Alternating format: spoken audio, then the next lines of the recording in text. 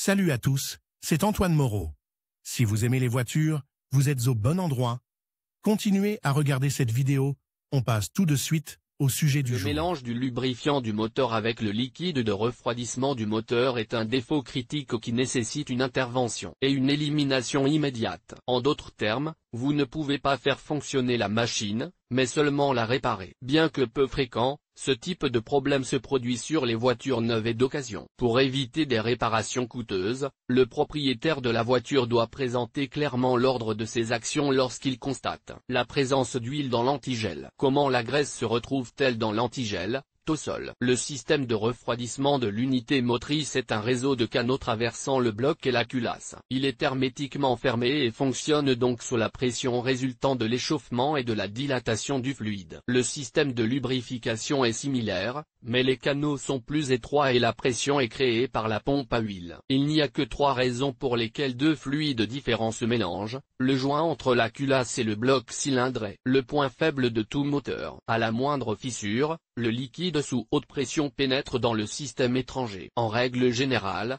l'huile pénètre dans l'antigel, car la pompe à huile appuie plus fortement que la pompe. Toutefois, la pénétration réciproque est également possible. Dans les voitures équipées de moteurs puissants et plus complexes, il existe un élément de refroidissement du lubrifiant du moteur, le refroidisseur d'huile. Dans ce dernier, il y a également un mélange de carburant et d'huile à la suite d'une défaillance du joint d'étanchéité. Des fissures dans le métal de la culasse elle-même. Voyons maintenant pourquoi l'intégrité des joints est rompue. Le principal ennemi de tout moteur et de ses éléments additionnels est la surchauffe. Sous l'effet des températures élevées, la culasse en aluminium ou le boîtier de l'échangeur thermique d'huile sont déformés. Mais comme la pièce est fermement maintenue par des boulons, il se produit une dilatation longitudinale du métal, ce qui entraîne l'arrachement du joint. Des fissures apparaissent dans le joint, où le lubrifiant pénètre. La situation inverse se produit également, de l'antigel pénètre dans le moteur et liquéfie l'huile contenue dans le carter. La raison en est un mauvais fonctionnement de la soupape de surpression installée dans le bouchon du vase d'expansion. Le tosol pénètre alors par les fissures car la pression est plus importante. Détection des pannes. Ce dysfonctionnement, ou plutôt cette panne grave, est assez insidieux et ne se manifeste pas immédiatement. Le lubrifiant liquide traverse les microfissures par petites portions sans effet particulier sur l'unité motrice. Les changements deviennent perceptibles à l'étape suivante, lorsque le canal reliant les deux systèmes se dilate et que la vitesse de mélange augmente. Comment détecter la présence de graisse dans le mazout? En raison de la détérioration des propriétés de refroidissement de l'antigel, le moteur commence à chauffer plus fortement, le ventilateur électrique fonctionne plus souvent. Le niveau d'huile diminue progressivement et le niveau de mazout augmente, c'est assez difficile à remarquer. La roue de la pompe fouette le mélange huile-eau, le transformant en une émulsion blanche et épaisse qui obstrue le filtre et fait chuter la pression de lubrification du moteur. Le bloc ou le boîtier de l'échangeur de chaleur présente des fuites visibles de l'extérieur, qui prennent naissance près du joint, pas toujours visibles.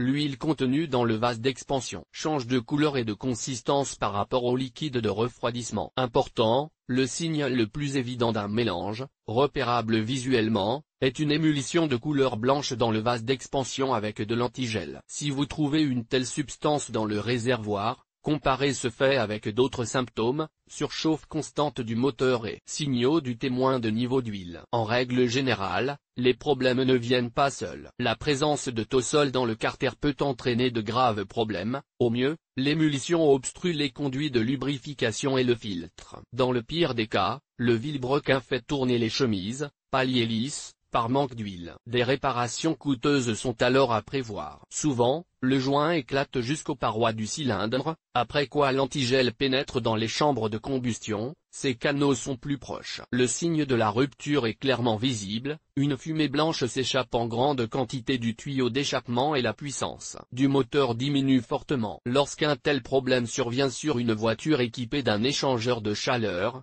refroidisseur de lubrifiant moteur, le diagnostic est difficile. S'il n'y a pas de signe extérieur sous forme de sueur, il est préférable de s'adresser à un service après-vente après avoir détecté de l'émulsion dans le vase d'expansion. Là, les deux unités seront soufflées à l'aide d'une installation spéciale et on déterminera le coupable en fonction de la fuite d'air. Méthode d'élimination.